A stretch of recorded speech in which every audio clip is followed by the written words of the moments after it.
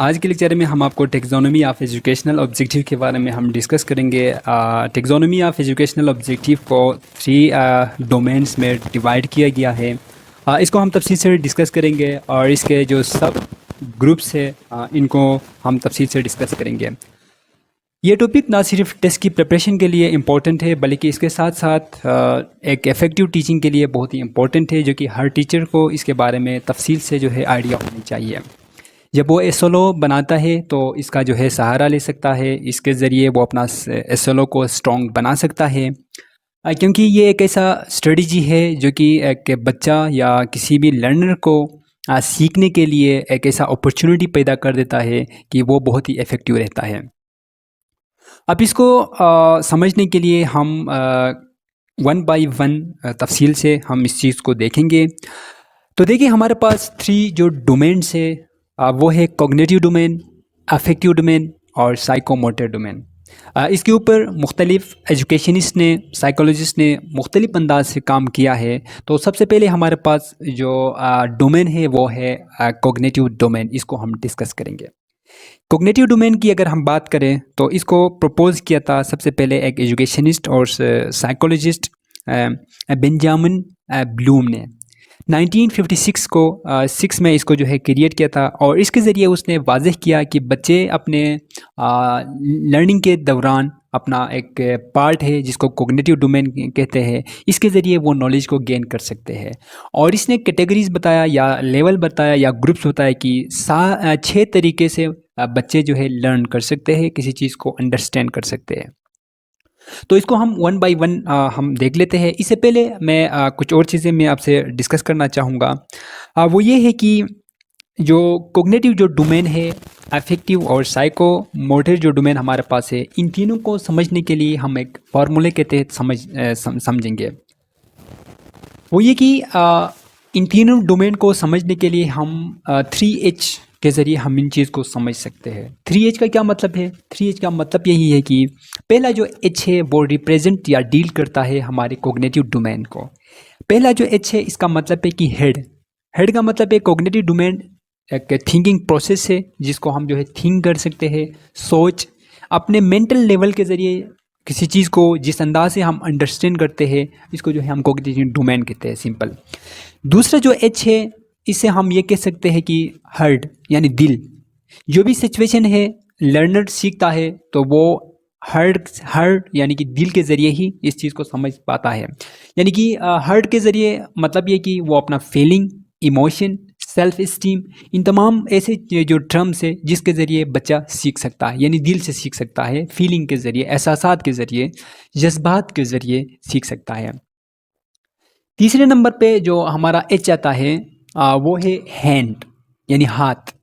Psychomotor एक ऐसा term है जो कि फिजिकली बच्चा या लर्नर इन्वॉल्व होकर सीख सकता है। फिजिकल का मतलब ये है कि जिसमें इसके मसल्स, इसके बोन्स यूटिलाइज होते हैं, जैसे कि वो कोई एक्टिविटीज़ करता है, फिजिकली मूवमेंट होती है, तो इसके ज़रिए वो कोई भी एक्टिविटीज़ में इन्वॉल्व होकर नॉलेज गेन कर लेता है। तो इन तीनों को हम तफसील से देखेंगे। तो पहला जो हमारा जो टर्म है वो है कॉग्निटिव डोमेन। इसको हम देख लेंगे। कॉग्निटिव डोमेन को जो है फर्दर 6 सब डोमेन में या ग्रुप में जो है इसको डिवाइड किया गया है। इनको हम वन बाय वन हम देखेंगे। तो इसको भी देखिए, पहला जो है हमारे पास जो जब पे बेंजामिन ब्लूम ने 1956 को जब इसको क्रिएट किया था या अपना जो आइडिया दिया था, उस टाइम जो इनका जो तरतीब से उसने जो दिया था उसमें सबसे पहले उसने नॉलेज कहा था, फिर comprehension, application, analysis, synthesis and evaluation का उसने जो है रखा था। 2000 में जब इसको रिवाइज किया गया तो फिर इसमें जो है थोड़ा बहुत उन्होंने नाम भी चेंज किया और इसके साथ साथ जो है उन्होंने इस चीज़ को 2 हिस्सों में एक्चुअल कैटेगराइज किया। एक ये है कि higher level, higher order learning और दूसरा जो है lower level learning. Lower order में जो है हमारे पास है उन्होंने रखा अगर पहले उसकी हिसाब से देखें तो हमारे पास नॉलेज, कंप्रिहेंशन और एप्लीकेशन, ये लोअर ऑर्डर में रखा। और हाई लोअर में जो है उन्होंने फिर इसके आगे हम जब बढ़ते हैं तो उसमें उन्होंने रखा सिंथेसिस, एनालिसिस और एवेल्यूएशन। और जब इसको रिवाइज़ किया तो रिवाइज़ जब उन्होंने किया तो तब उन्होंने एक और वो किया कि इनके नाम थोड़ा उन्होंने चेंज किया, यानी कि नॉलेज की जगह उन्होंने कहा कि अंडरस्टैंडिंग इसका नाम रखा। और जो दूसरे नंबर पे एप्लीकेशन कंप्रीहेंशन था, कंप्रीहेंशन को उन्होंने अंडरस्टैंडिंग का नाम दिया, एप्लीकेशन को अप्लाइंग का नाम दिया, एनालिसिस एज इट इज़ उन्होंने अडॉप्ट किया या एनालिसिसिंग किया। फिर फोर्थ फिफ्थ नंबर पे जो पहले उन्होंने सिंथेसिस था और बाद में उन्होंने जब रिवाइज़ किया तो उसमें जो है फिफ्थ नंबर पे एवेल्यूएशन को रखा या इवेल्युएटिंग को रखा। और सिक्स नंबर पे जो है उन्होंने सिंथेसिस की जगह में उन्होंने क्रिएटिंग इसको नाम दिया गया। तो अब देखते हैं जो कॉग्निटिव डोमेन है इसके जो फर्दर जो 6 इनके सब ग्रुप हैं, इनको जो है हम वन बाय वन डिस्कस करेंगे। तो पहला टर्म हमारे पास है वो है रिमेंबरिंग। रिमेंबरिंग के है या आप इसको नॉलेज के है। तो इसमें क्या होता है, the learner is able to recall, restate and remember learn information. अब एक बंदा क्या करता है, जो लर्नर है वो नॉलेज की बेस पे इस चीज़ को अंडरस्टैंड कर पाता है।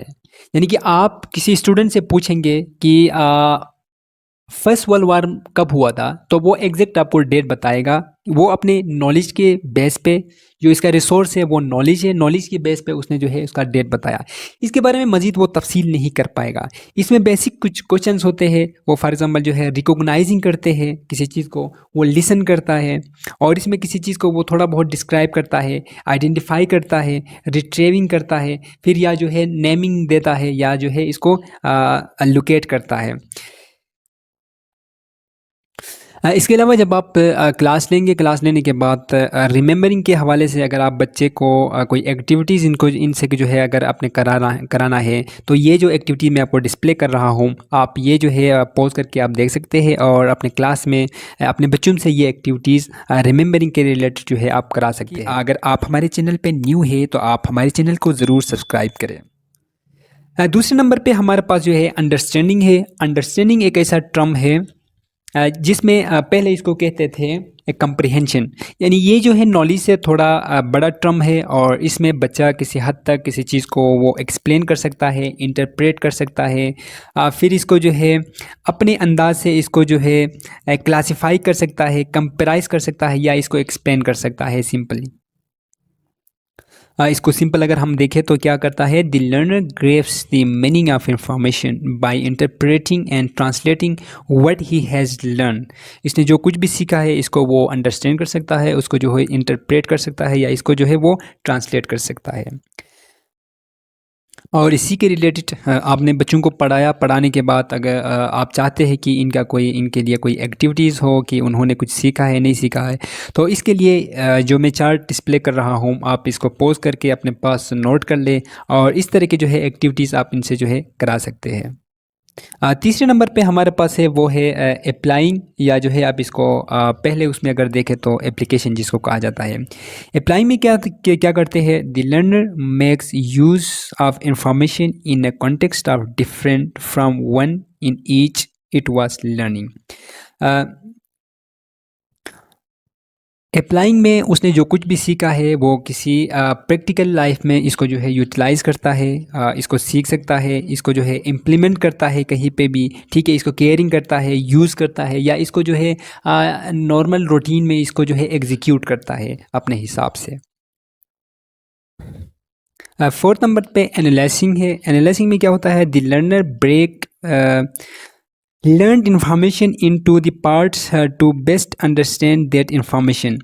अब उसने जो कुछ भी सीखा है इसको फर्दर ब्रेक डाउन करता है मुख्तलिफ पार्ट्स में और वो समझता है कि इसका पास जो इन्फॉर्मेशन है वो इसको फर्दर पार्ट्स में इसको डिवाइड करके हर पार्ट के बारे में वो जान सकता है, वो कंपेयर कर सकता है, वो ऑर्गेनाइज कर सकता है, ठीक है, वो जो है एट्रीब्यूट कर सकता है, उसको आउटलाइन कर सकता है, इसको फाइंडिंग कर सकता है, इसको प्रॉपर तरीके से इसको स्ट्रक्चर दे सकता है। तो एनालिसिस में वो फर्दर हर चीज़ को वो आइडेंटिफाई कर सकता है।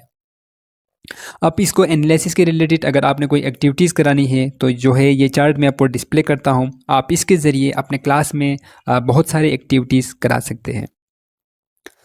इसके बाद हमारे पास फिफ्थ नंबर पे जो टर्म आता है वो है एवेल्यूएशन।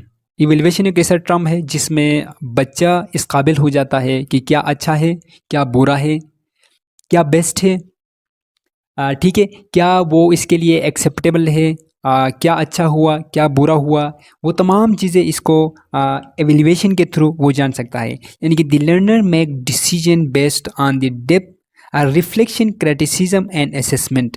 आप इसमें वो चेकिंग कर सकता है, हाइपोथेसिसिंग करेगा, क्रिटिसाइज करेगा, जजिंग करेगा, एक्सपेरिमेंटिंग करेगा, टेस्टिंग, डिटेक्टिंग, ठीक है, मॉनिटरिंग करेगा।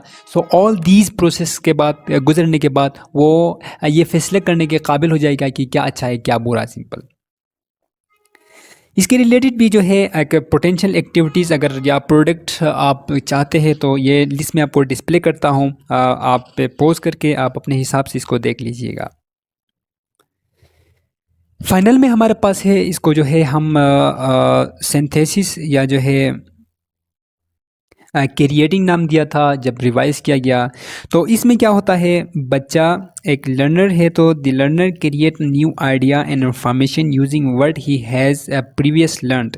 उसने प्रीवियसली जो 5 जो ग्रुप्स में उसने जो भी लर्न किया था उससे वो अपना इन्फॉर्मेशन को यूज़ करते हुए अपने आइडिया को वो अपना न्यू कोई आइडिया दे सकता है, ठीक है, कोई न्यू क्रिएशन कर सकता है। इसमें वो कोई न्यू किसी चीज़ को डिज़ाइन कर सकता है या कोई प्लान दे सकता है या जो है कोई चीज़ इन्वेंट कर सकता है, ठीक है। उसने पूरा इवेल्युएशन भी किया, सबसे पहले उसने नॉलेज गेन किया या किसी चीज़ को उसने समझा, अंडरस्टैंड किया, फिर इसके बाद इसको अप्लाई किया, इसको जो है फिर ब्रेक डाउन किया, इसके बाद उसने जो है एवेल्युएट किया। एवेल्युएट करने के बाद फाइनल में आके वो बता सकता है कि क्या अच्छा है, क्या बुरा, अपना जो है पूरा थ्योरी वो दे सकता है। तो ये मुख्तसरन जो है मैंने आपको बता दिया सब हेडिंग के बारे में। अब आपने क्लास में जब पढ़ाने के बाद आप उनसे क्वेश्चन पूछ सकते हैं कि मुख्तलिफ क्वेश्चंस आप उनसे पूछ सकते हैं और इसमें हर लेवल के हिसाब से आप क्वेश्चन पूछ सकते हैं कि क्या आपके बच्चे सही तरीके से अंडरस्टैंड कर पाए हैं या नहीं कर